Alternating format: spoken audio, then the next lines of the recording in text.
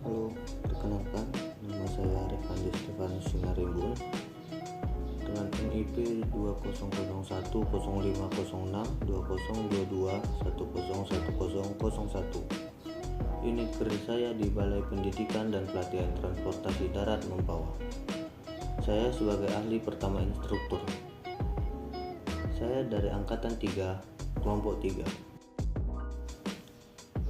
Saat ini saya akan menjelaskan tentang tugas asinkronus 1 pada agenda 3, yaitu identifikasi isu pada unit kerja Balai Pendidikan dan Pelatihan Transportasi Darat Mempawah saat ini. Isu yang pertama saya temukan di unit kerja saya yaitu absensi peserta diklat yang masih menggunakan cara konvensional atau manual.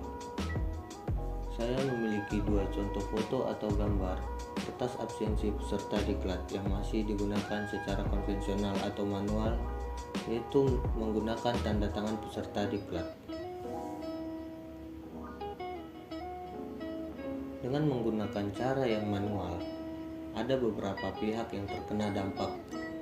Yang pertama, pengajar dan panitia diklat yang dapat tidak mengetahui posisi dan kondisi peserta diklat. Sedangkan pada saat penyelenggaraan diklat, panitia dan pengajar harus mengetahui kondisi tiap peserta diklat. Dan panitia dan pengajar juga harus mengetahui apakah peserta diklat benar-benar hadir di ruang kelas atau di ruang praktek saat mengikuti diklat. Yang kedua, ada lulusan diklat yang tidak dapat mengetahui baik materi maupun praktek mengenai diklat yang diikutinya jika dia tidak hadir dalam diklat tersebut, sedangkan pada absensi dia hadir.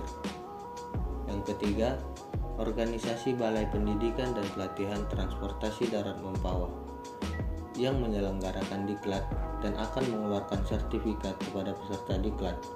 Sedangkan saat diklat sedang dimulai, peserta dapat memanipulasi absensi peserta. Yang keempat, ada pihak luar yang akan menerima kerja lulusan diklat. Saat mendaftar kerja, peserta diklat tidak mempunyai keahlian yang sesuai dengan sertifikat yang telah dimilikinya, dikarenakan pada saat mengikuti diklat, ia tidak hadir di ruang kelas ataupun di ruang praktek, sedangkan pada absensi dia dapat menandatanganinya dengan menitip absen. Isu yang kedua yang saya temukan yaitu belum optimalnya publikasi bahan ajar diklat ke peserta diklat.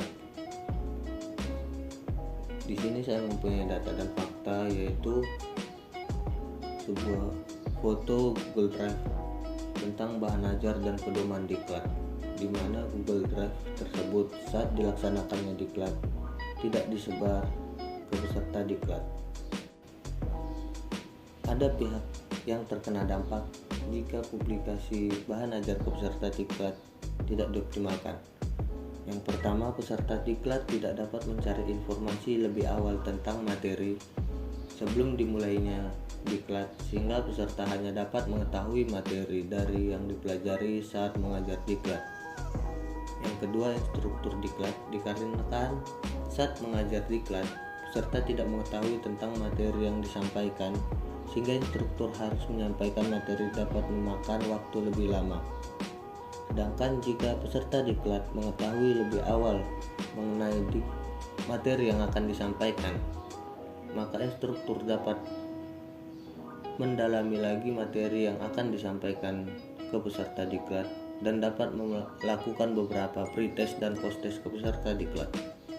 Isu yang ketiga yang saya dapat di unit kerja saya yaitu kompetensi peserta diklat tidak terukur.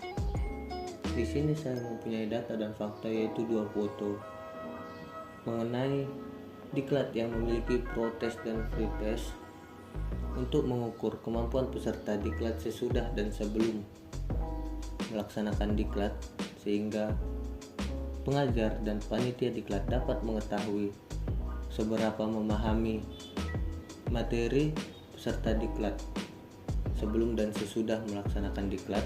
Dan yang kedua itu ada diklat yang belum memiliki pretest dan posttest, sehingga panitia dan pengajar tidak mengetahui seberapa mengerti peserta diklat terhadap materi yang disampaikan.